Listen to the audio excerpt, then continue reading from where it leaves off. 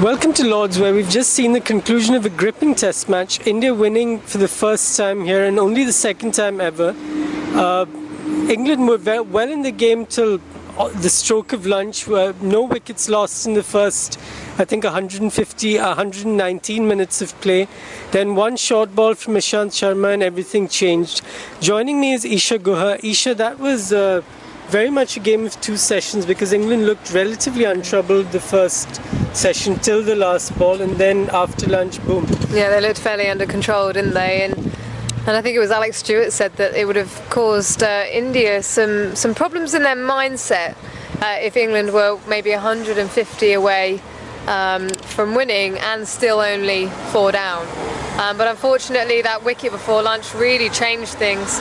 So disappointing for Moeen Ali, who's looked to struggle against the short ball, got out in a similar fashion at Trent Bridge, and when he does look like a composed sort of character. I mean, he was playing so well alongside Root, and they were still being quite natural in the way they played. They were still going for balls outside the off stump and playing through the covers and looking good. And you would say that at that stage, England looked like they could do it, but unfortunately, the wicket before lunch was really the game changer. Did you expect the short ball to be the key to India's success? Because right through this series, they've had so much success pitching the ball up. Suddenly, before lunch, MS tells them to go short, and wickets just stumble. Yeah, I've got to be honest. No, certainly with the way England bowled in their second innings, they perhaps bowled too short on occasions, and India were able to play it quite easily. And maybe they overdid it a little bit as well, and that's why I didn't expect it to be such a threatening delivery come the fourth innings. But especially with the uneven bounce as well, you know, I would have expected them to target the stumps. Clearly that wasn't working though, and they had to do something different to try and rattle the batsmen and make them play out of their comfort zone. That was the key in the end. And then obviously those 3 wickets after lunch, where it was fairly mindless batting, you have to say. When you've got 3 men out on the boundary on the leg side and you hit it to the man, it's pretty brainless, especially in such a tense situation. You look at the 2 attacks. I mean, Anderson and Broad both with more than 250 Test wickets. Plunkett's nearly 30 years old. Stokes has come in with a big reputation. And on the other side, you've got Ishant, who's not really been that consistent over the course of his career. Bhuvneshwar, who's never played a test outside India before this series. Shami, who's a season old. Did you expect India to outbowl England over the first 2 tests? Not at all. And I would say going into this series, England's bowling was their strength when it comes to James Anderson and Stuart Broad, obviously. India, obviously, having come to England maybe 2 or 3 weeks beforehand, the guys had the opportunity to really settle into a little bit of rhythm. But fair play to them, and all credit to India's bowlers for being able to adapt to the situation, but also bowl in some fantastic areas. And it wasn't just one person, it was all of them.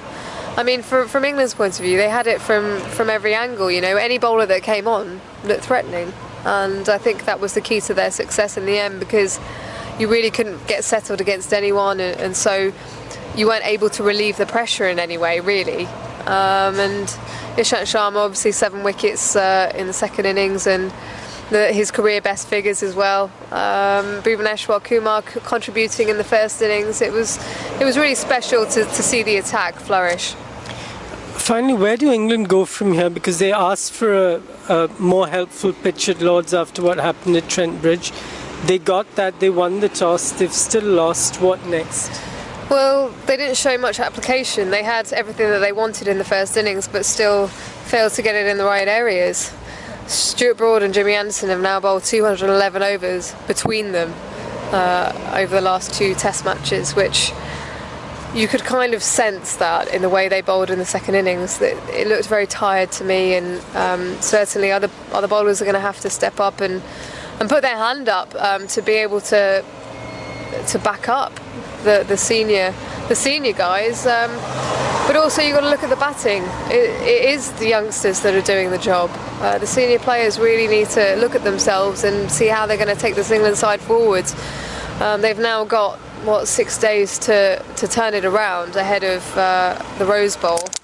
It's going to be interesting to see how they do turn it around, what happens in the next couple of days. Alistair Cook says that he wants to stay on, and until someone tells him otherwise, he's going to keep doing the job for England.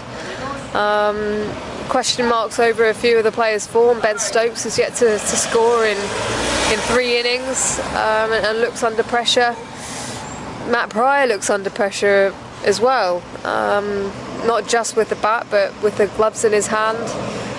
And it's going to be interesting how they do manage to turn it around. I think it's there. I mean, we saw moments of brilliance through this test match, but you probably say across the whole 5 days, England probably only won 2 sessions, with India coming out on top, obviously being the better side over the 5 days. Can you see 1 or 2 changes for Southampton? I can definitely see 1 or 2 changes. I think when you've had a run of poor results, 10 tests now, I think, without sometimes change is the way forward. Bring someone fresh in who's hungry for success, while the guys that aren't performing well, in their mindset, it's probably becoming a bit of a struggle now to get out of that hole, and to do them a little bit of a favour and just get someone else in and see what happens from there, because it's so crucial. They're 1-0 down in the series. They don't want to go 2-0 down, because they'll be really coming from behind then. Thanks a lot for joining us, Isha. More from us in Southampton in a week's time. Thanks for joining us.